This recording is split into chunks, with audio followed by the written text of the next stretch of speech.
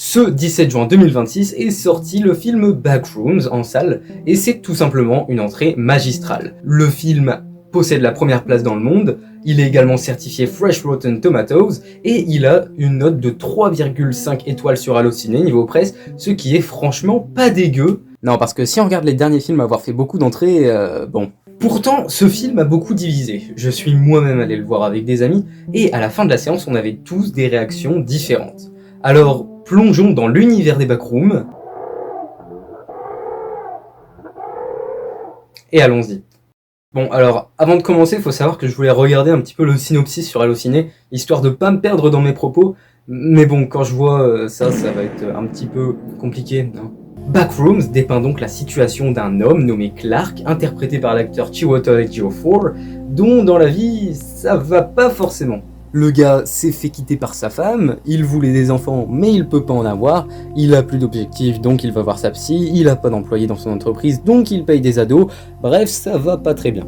Le film souffre d'ailleurs pendant un bon moment sur un dialogue entre Clark et sa psy, interprétée par Mary Klein, dans laquelle celle-ci se met donc à la place de la femme de Clark pour l'aider psychologiquement à accepter la situation. Bref, le truc c'est que jour après jour, le système des lampes sur le lieu de travail de Clark, il part en steak. Et un soir, il en a marre et il décide d'aller voir le disjoncteur. Et là, il voit une faille dans le mur. Il s'approche et il tombe dans les backrooms. Ouais, ce que vous voyez là, c'est dingue. Voilà alors comment le film introduit les backrooms. Et s'ensuit alors l'horreur. Mais finalement, est-ce que le pari est réussi ? Est-ce qu'on a vraiment peur dans Backrooms ? Eh ben globalement oui, on a des scènes qui font peur, mais on y reviendra plus tard, car j'ai tout d'abord envie de parler des limites du film. Je sais que normalement dans un plan dialectique on fait thèse, antithèse, synthèse, mais c'est ma vidéo et je fais ce que je veux. Et tout simplement j'ai envie de parler du point négatif avant du point positif, parce qu'en fait le point négatif a vraiment un impact important, et on a du mal de se faire à savourer le positif du film, qui pourtant est génial. Mais de ce fait, ce positif est rendu peu accessible au grand public à cause d'un point en particulier, l'ennui.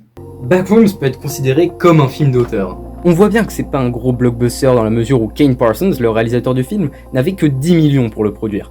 Il a donc fait comme il a pu et on reviendra d'ailleurs plus tard sur Kane Parsons. Seulement, même si son film est bien pensé, c'est chiant. Ah non mais je suis désolé, j'ai bâillé plus d'une fois et ça je suis obligé de l'avouer. Et ça se voit que Kane Parsons, il a voulu montrer cette sensation de devenir fou face aux backrooms, mais ça en devient beaucoup trop ennuyeux, à un tel point qu'on a l'impression qu'on tourne en rond au bout d'1 heure de film. Alors oui, je suis d'accord, si le but c'était de rechercher vraiment ce côté labyrinthique et infini des backrooms, et bah là, on est au cœur du sujet vraiment. Mais le truc c'est que à force de faire quelque chose de beaucoup trop lent, et bien en fait, même le spectateur qui veut être accroché à cet univers, et bien en fait décroche tout simplement du film, même s'il veut être immergé dans cette ambiance des backrooms. Et il y a un autre truc d'ailleurs qui m'a dérangé dans Backrooms, ce sont les allers-retours qui sont beaucoup trop présents entre le monde réel et les backrooms. Je trouve perso que ça nous déconnecte vraiment de l'ambiance backrooms. On va dire qu'on est plongé dedans, et là le réalisateur décide de nous remettre dans la vie de merde du monde réel. Mais ça nous saoule. Nous, on vient pour voir Backrooms, pas la vraie vie. C'est comme quand le film Minecraft était sorti, je sais pas si vous vous rappelez. Nous, on voulait un film 100% Minecraft. Et dans le film, on revenait sans cesse dans le monde réel. Et c'était chiant. Surtout qu'à chaque fois qu'on est dans le monde réel, et il faut réussir à refaire l'entrée dans les Backrooms.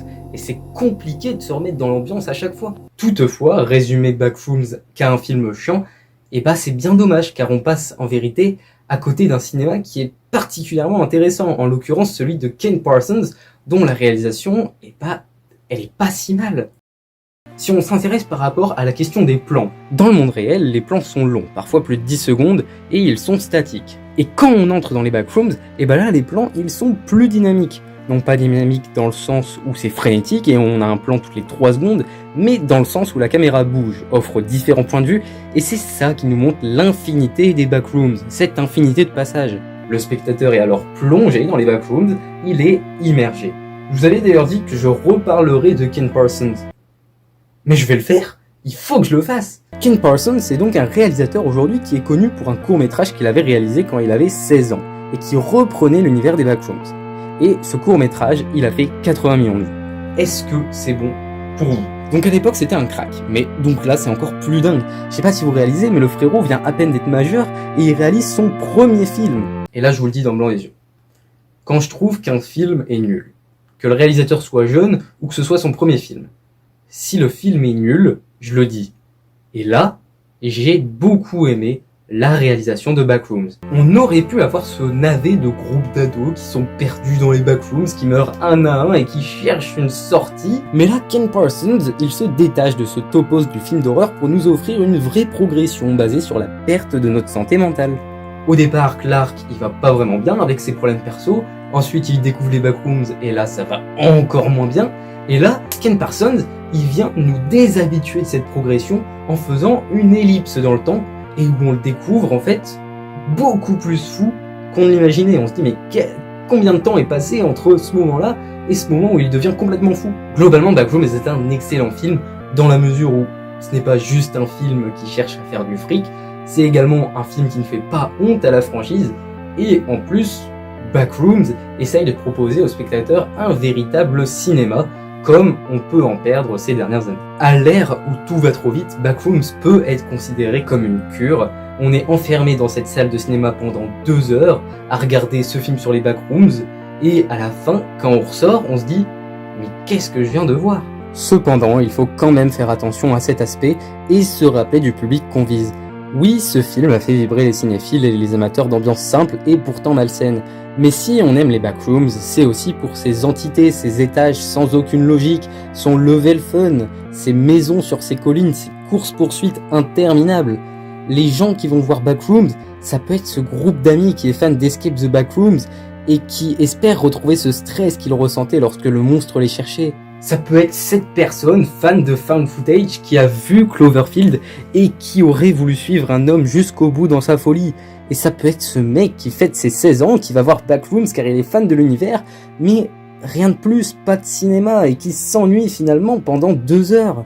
Personnellement, j'ai adoré Backrooms et son ambiance, et je suis bien content que le film ne se soit pas juste contenté de reprendre cet univers pour faire un maximum d'argent. Mais à l'avenant, il faut se rappeler également que Backrooms, eh bien ça a séduit toute une génération et même Internet, et il faut se rappeler qu'il faut aussi leur faire plaisir à eux, car c'est également eux qui ont fait vivre tout simplement les Backrooms.